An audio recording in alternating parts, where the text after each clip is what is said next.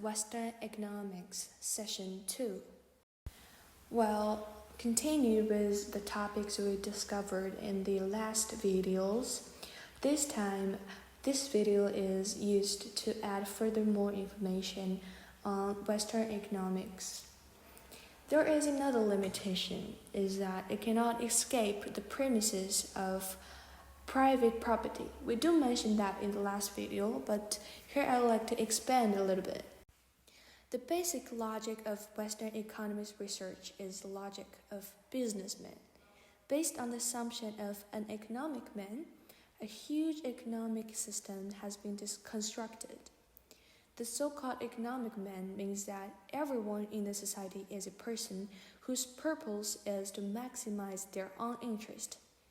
When in fact, this assumption deviates. In reality, when people make decisions, they are not all for the sake of maximizing their own interest, and sometimes they even sacrifice their own interests to help others. From that, we can see how this assumption deviates. Well, the fatal flaw is that Western economics cannot be falsified, because economics uses the whole society as an experiment.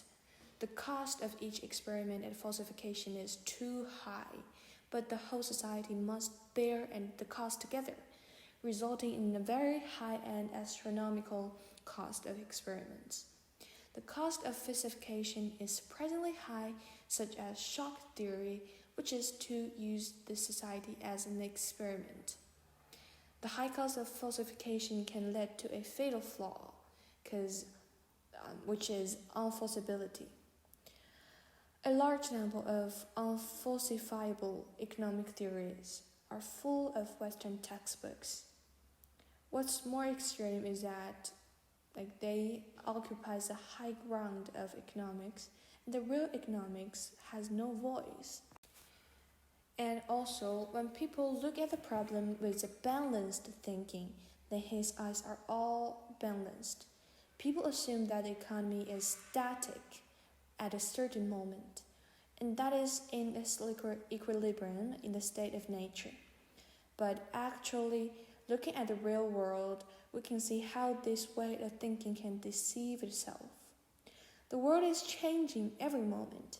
The world may be in equilibrium 1 second ago, but suddenly a transaction or a strategy suddenly changes the equilibrium state, and the economy immediately becomes unbalanced again. So please think about it. In this rapidly changing world, is it possible that economic equilibrium has ever existed?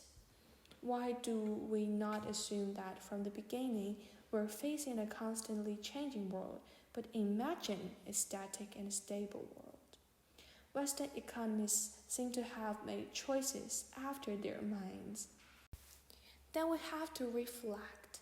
Does the existence of limitations indicate that there is a problem with this discipline?